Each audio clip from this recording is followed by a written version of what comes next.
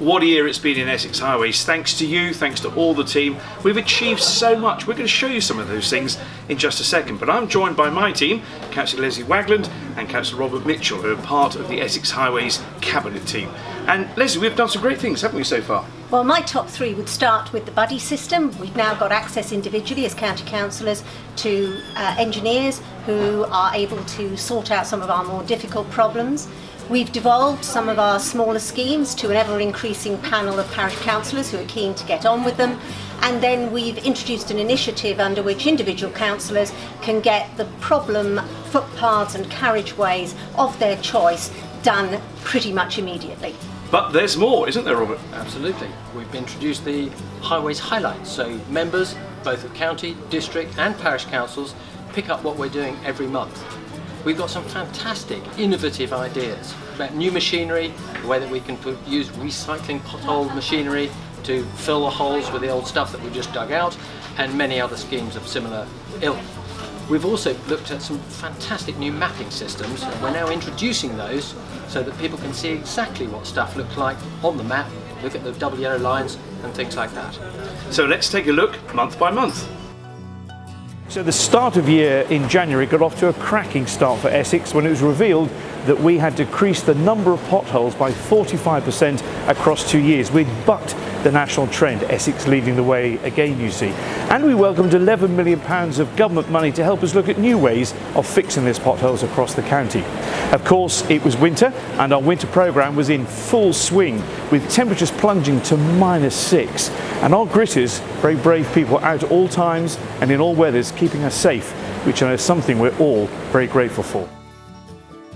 In February, we created a great opportunity for parish councils to take on their own works as part of what we call devolution to our partners in local government, and that has been a hugely popular take-up from an ever-expanding list of parish councillors. Councillor Finch announced an additional £700,000 would be spent in relation to our roads and pavements. And we also had a conference called Today and Tomorrow, which looked at all the highway challenges and opportunities that we face with a number of our key partners, the people who work with us, in order to try and improve our highways and all of the things that go on in relation to those highways. So in March we introduced the Essex Live traffic updates from 5 days to 6 days a week, 6 in the morning to 8 in the evening. Means people can travel around the country, visiting, shopping and just getting to work much better with regular traffic information updates. April was another very busy month. Of course, the weather had started to improve, which meant vegetation was growing. So our crews were out across the county, making sure that was cut back, spraying the weeds to make sure they were kept low as well. We were also out across the road network, improving that by surface dressing and re-tarmacking and making sure the whole area and the whole major road network was really good and good for you to use as well. And we had a new innovation in the shape of a parallel crossing. This meant that cyclists also had equal crossing rights to pedestrians and could cross safely from one side of the road to the other. Another example of Essex leading the way.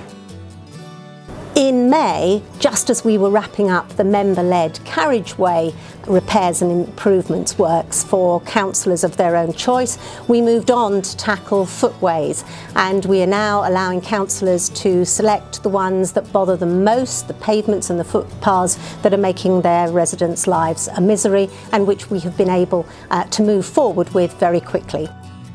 In June we've started the devolution pilot scheme. We've got a number of parish councils, I think nearly 20 now, have signed up to take on some of the basic things that in local areas really matter to the locals. We've also teamed up with the Essex Wildlife Trust, and we're looking at a number of environmental initiatives to try and preserve the wildflowers in our verges and around the road edges.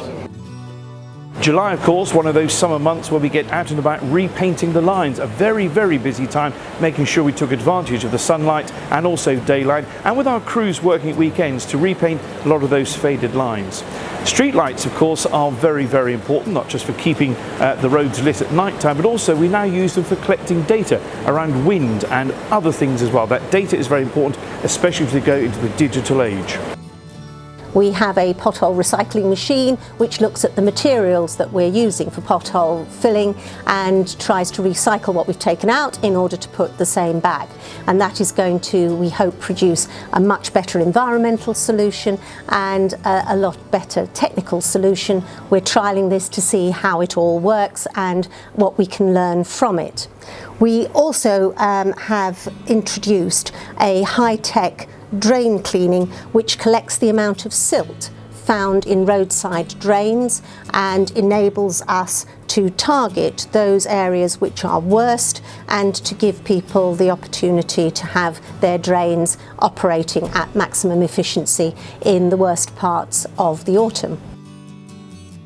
In September, we hosted the Cycle County Active County Conference, a national conference, lots of kudos and lots of looking at interesting, innovative, different ways of moving around the county, especially cycling, walking.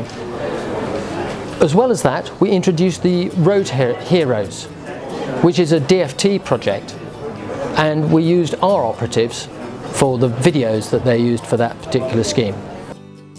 October was a very exciting month because for the first time we could reveal the new options for the Army-Navy flyover in Chelmsford. Not just an important strategic junction for this city in Chelmsford, but also very importantly for this part of Essex as well. People had a chance to see that, and of course we hope to be moving forward with that in the coming months and the next few years. October was also the month we saw a new innovation, Newflex it was called, and this is how we lay paths, a new way of doing that, a great innovation for Essex. So, an incredible year in Essex Highways. We get a lot of issues, of course, around day-to-day things like filling in potholes and defects. We do that as fast as we possibly can, but as you've seen, we do so much more on Essex Highways. Looking at new ways, being innovative, also making sure we look at alternative sustainable transport as well as keeping the road network safe. Thank you for the public for reporting things. We're as good as you are when it comes to that. You report it, we'll get it done as fast as we can.